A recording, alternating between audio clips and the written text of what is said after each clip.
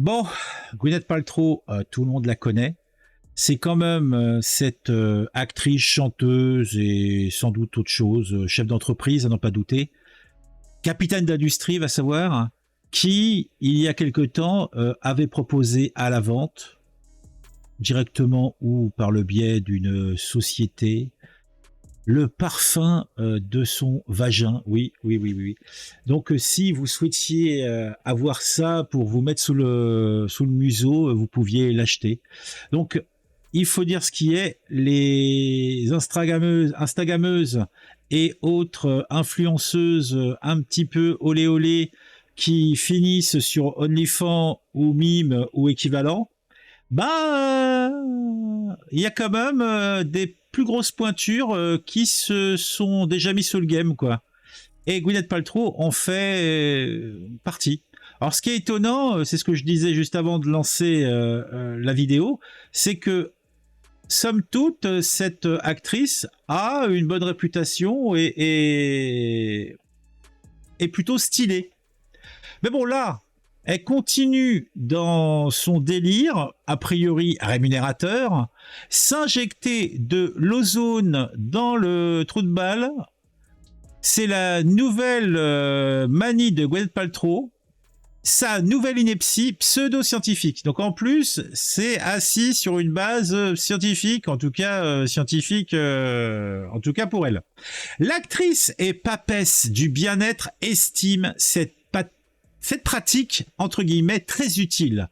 Bien sûr, aucune étude scientifique n'avance le moindre début de preuve. Mais à quoi bon avoir des preuves si une notoriété le dit, c'est que cela doit être vrai. Regardez là, vous n'avez pas confiance en ce visage? Gwyneth Paltrow est célèbre pour au moins 2 raisons. Sa carrière d'actrice, Seven en 95, Shakespeare in Love en 99, qui lui a valu un Oscar. Ah, elle a eu un Oscar quand même, la gourgandine. Eh ben dis donc. Et ses talents de businesswoman dans le domaine de l'art de vivre et bien-être, via sa marque Goop. Depuis plus de 15 ans, elle prodigue ses conseils, consistant bien souvent à insérer d'étonnants remèdes ou objets dans divers orifices du corps. Bigre. Conseil qui provoque avec une prodigieuse constance l'ire des professionnels de santé, inquiets de l'inefficacité, voire de la dangerosité de certaines méthodes. Bigre. Interrogée dans le podcast The Art of Being Well, où elle évoquait son nouveau régime polémique et son Covid long, l'actrice a fait la promotion de l'ozonothérapie rectale. Donc, pour résumer, se foutre de l'ozone dans le trou de balle. C'est curieux. Qui vise à insuffler ce gaz dans l'anus. Bah oui, c'était déjà bien clair. Hein. Une pratique très bizarre, entre guillemets. C'est très très bizarre. Là, tu vas te foutre un tuyau dans le fion, tu vas te foutre du gaz. Oui, pourquoi pas. Mais qui m'a beaucoup aidé. Donc la meuf, elle a un Covid long. Déjà...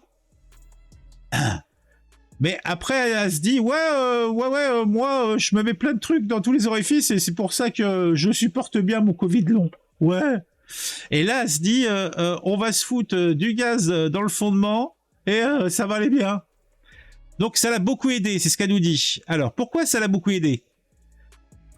Assure-t-elle, l'ozone constitué de 3 molécules d'oxygène et un gaz malodorant, polluant et extrêmement toxique quand on le respire en grande quantité. Ah, je savais pas que l'ozone était un gaz malodorant. Ah bon?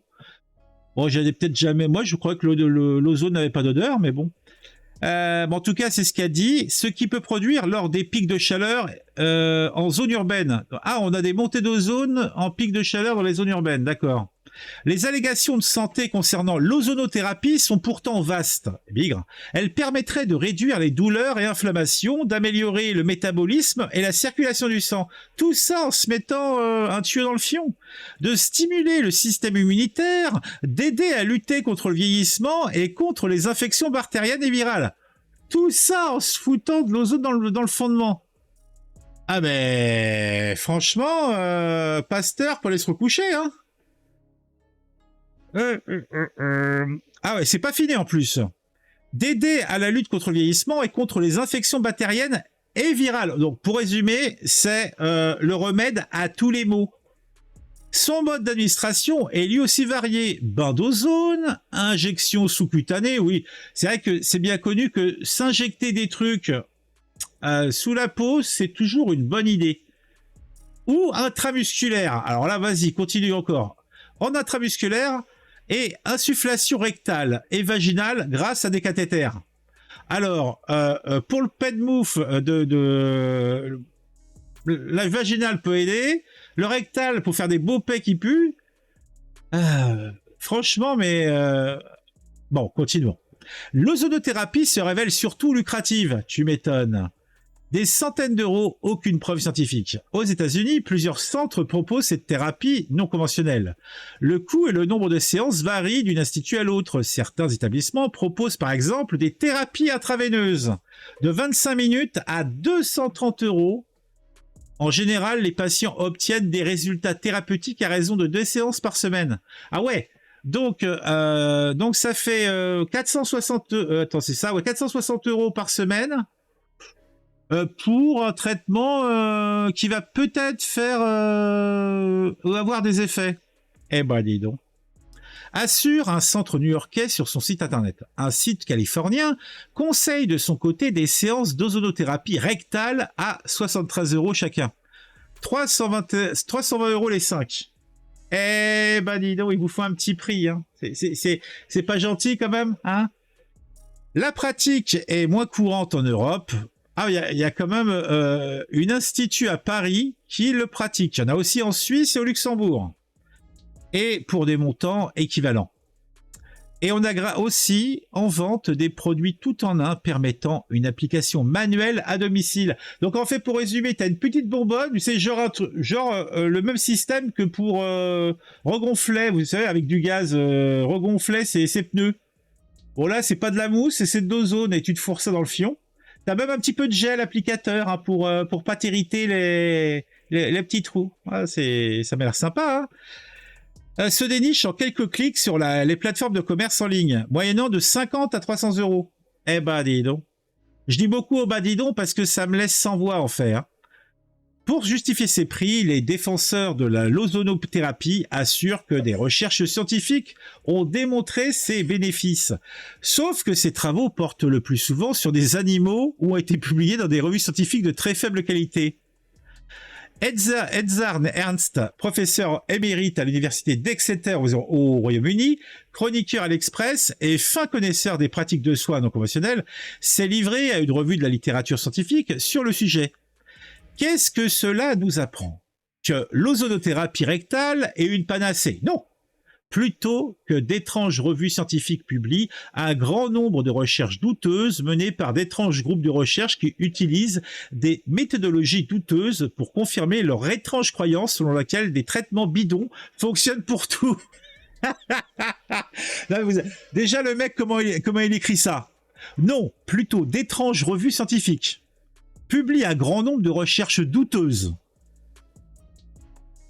menées par d'étranges groupes de recherche qui utilisent des méthodologies douteuses, 2 fois douteuses, pour confirmer leur étrange croyance selon laquelle des traitements bidons fonctionnent pour tout.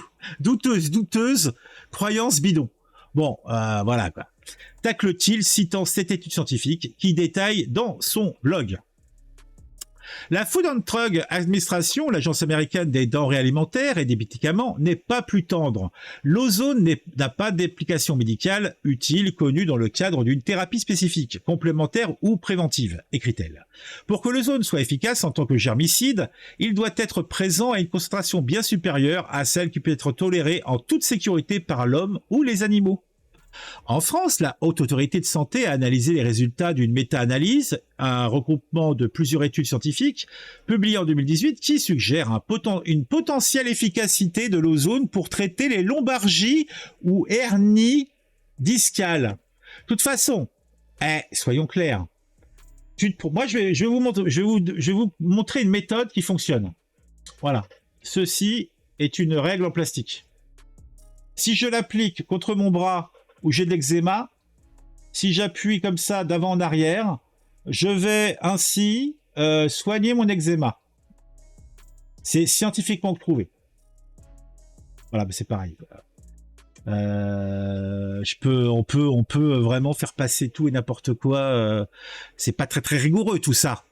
Ah, et c'est la haute autorité qui valide une méta-étude. Donc une méta-étude, c'est quoi? C'est simplement l'agrégat de plein d'études différentes qui ne sont pas obligatoirement validées par le corps scientifique du domaine, mais qui sont sélectionnées par un jury machin bidule. Donc ça veut pas dire grand-chose. Ce n'est pas très très sérieux, la haute autorité de je sais pas quoi là.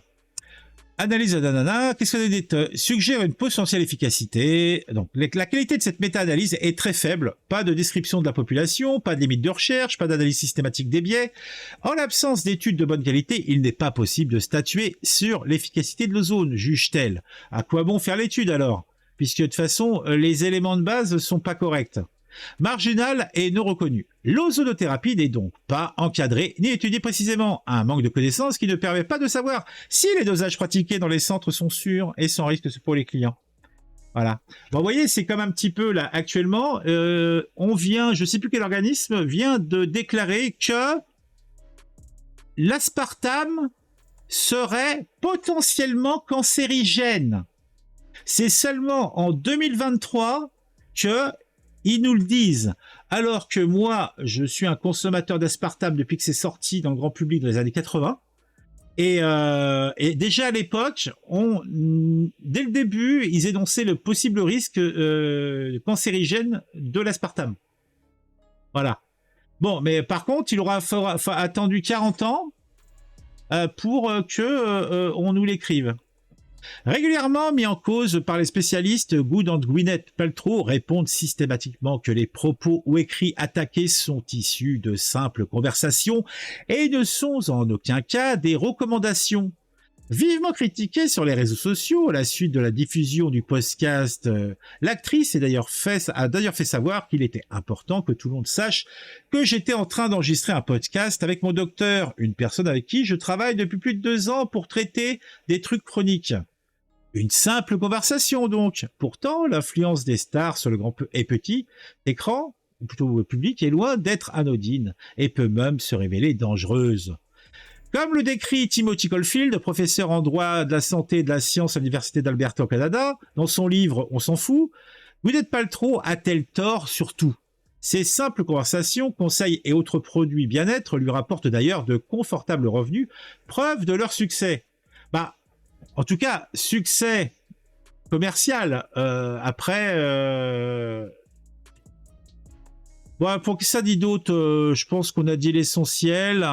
Donc, a priori, son entreprise a écopé d'amende à plusieurs reprises pour publicité mensongère. Il y a eu des plaintes des consommateurs qui se sont sentis dupés par les arguments de vente, d'œufs de jade ou un quartz inséré dans le vagin. Ah mais comment les gens peuvent prendre ça au sérieux, quoi? Sérieusement, je comprends pas.